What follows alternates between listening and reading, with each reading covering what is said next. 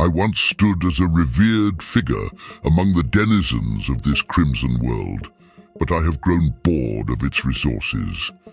I reveled in their adoration, basking in the glory of their sacrifices and offerings. But time has a way of corroding even the noblest of hearts, and mine had long since turned to darkness. As I perched upon this obsidian throne, gazing up upon the moon that symbolized serenity and harmony, a malevolent grin twisted my lips beneath the cold, glowing facets of my eyes. Welcome back to A Midnight's Tale. Tonight's cosmic story leaps us into the depths of greed and the dire consequences it can bring. When the pursuit of ultimate wealth leads to lost lives, who possesses the courage to halt the destructive path? Is there a being truly prepared for the dark challenge? Let's find out. Enjoy and have a terrifyingly good night.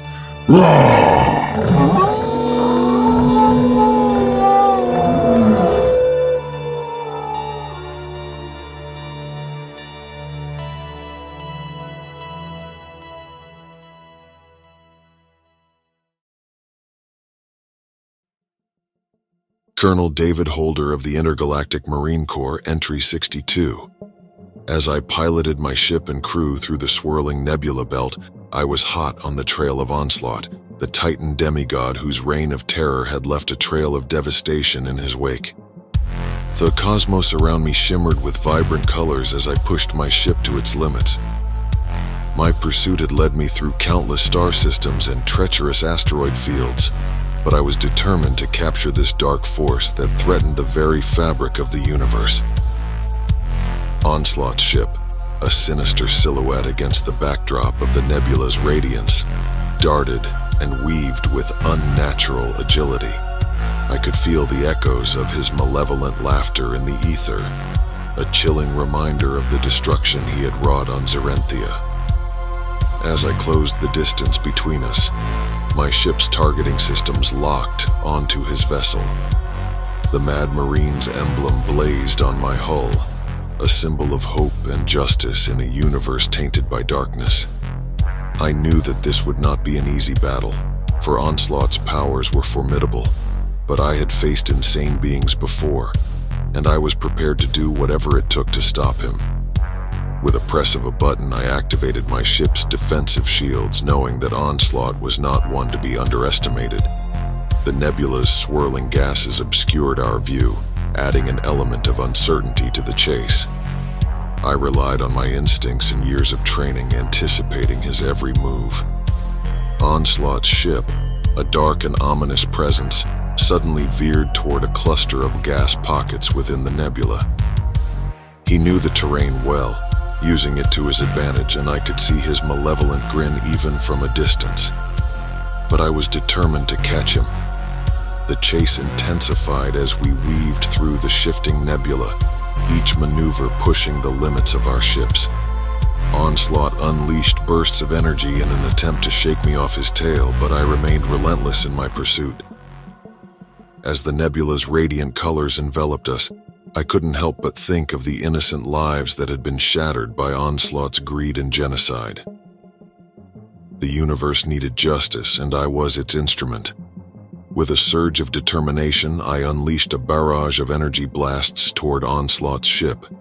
He evaded with uncanny skill, but I saw a glancing blow land on his vessel, causing it to shudder. The battle had begun in earnest, and there was no turning back.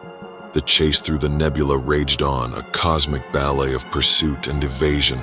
The fate of the universe hung in the balance as I pursued Onslaught, the malevolent demigod. Through the swirling colors of the nebula belt, determined to bring him to justice and put an end to his reign of darkness once and for all. I will catch him. End of Entry 62. I once stood as a revered figure among the denizens of this crimson world, but I have grown bored of its resources. I reveled in their adoration, basking in the glory of their sacrifices and offerings. But time has a way of corroding even the noblest of hearts, and mine had long since turned to darkness. As I perched upon this obsidian throne, gazing up upon the moon that symbolized serenity and harmony, a malevolent grin twisted my lips beneath the cold, glowing facets of my eye. The moon, that once held sway over the tides and controlled the flow of the ocean's embrace, now hung in the balance as a harbinger of their impending doom. I like that. My insatiable greed and thirst for control could no longer be sated by their meager tributes. 100 billion xenia, that was the price I demanded, or I would unleash my wrath upon their precious moon. The Planetary Council, my loyal but trembling advisors, had no choice but to heed my summons. As they kneeled themselves before my towering power, their voices quivered with fear. "O great Onslaught, what is your will? I tire of their feeble offerings, my subjects. 100 billion xeni, or your beloved moon shall crumble to dust by my destructive technology." Desperation consumed the people of Xerenthia as they toiled ceaselessly to meet my exorbitant demand. Their cities crumbled, their resources dwindled, and their hope faded like the dying embers of a star. The deadline approached like an unstoppable cosmic force, and I waited for their answer. The day of reckoning arrived.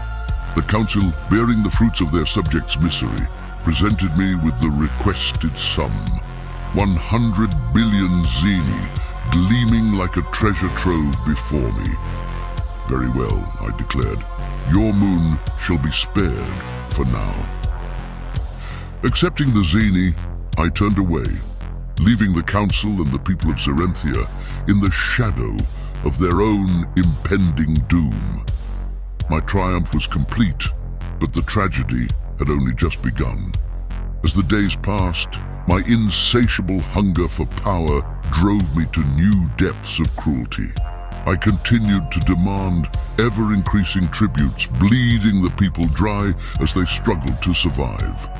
The once thriving cities of Xerenthia now lay in ruins, their inhabitants reduced to mere shadows of their former selves.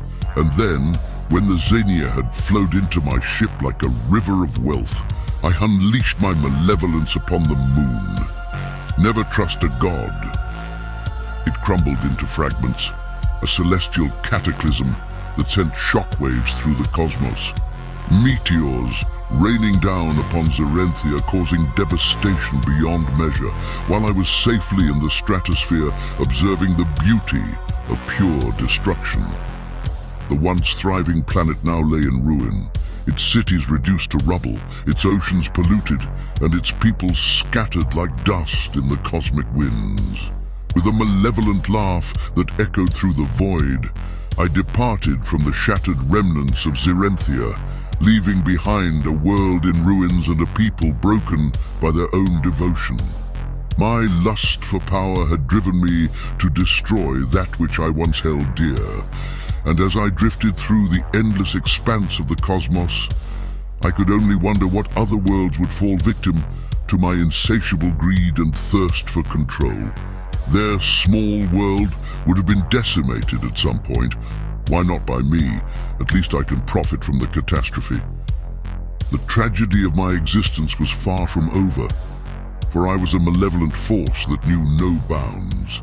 I drifted through the cosmic void, a chilling symphony to my own lust. The shattered remnants of Xerenthia lay behind me, a testament to my insatiable greed and thirst for control. I reveled in the destruction, believing myself invincible. But the universe has a way of balancing the scales, and as I luxuriated in my newfound power, a sensation of unease gnawed at the edges of my consciousness. A shadow in the cosmos, an unsettling presence, whispered to me like a haunting melody. I turned my attention to the stars, my senses heightened by paranoia.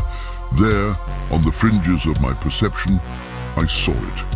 A gleaming spacecraft, sleek and formidable. The symbol emblazoned on its hull struck fear into my very core.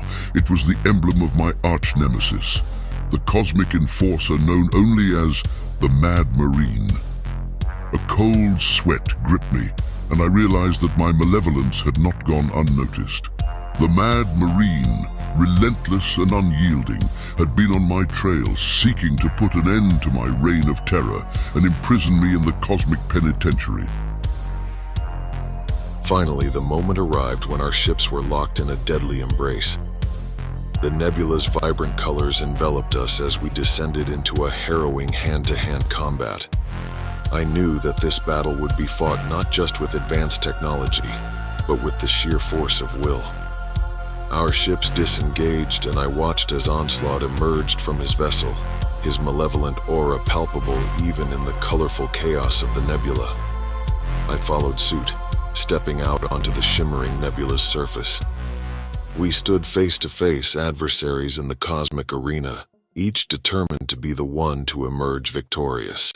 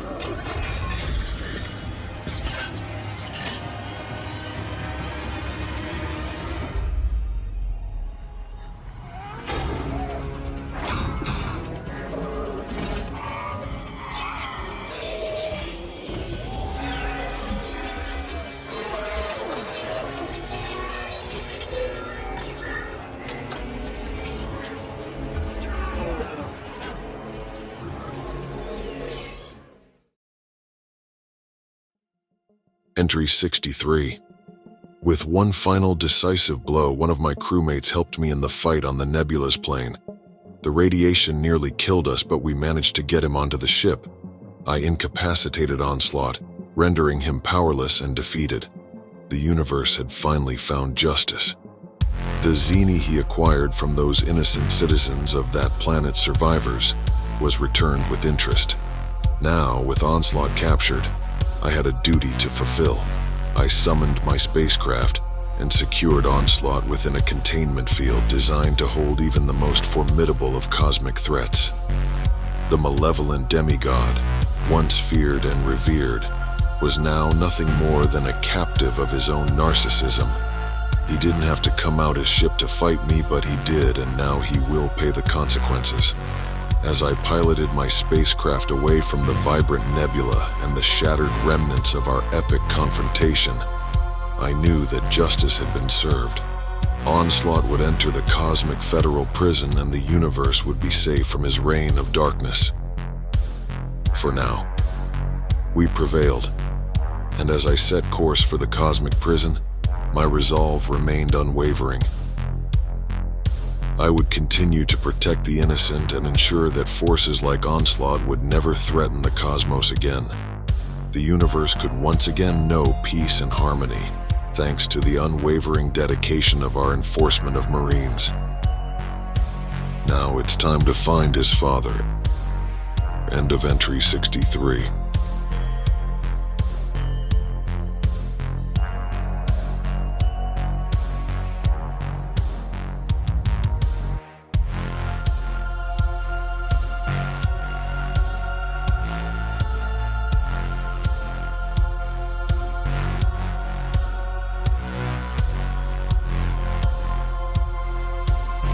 Thanks for watching.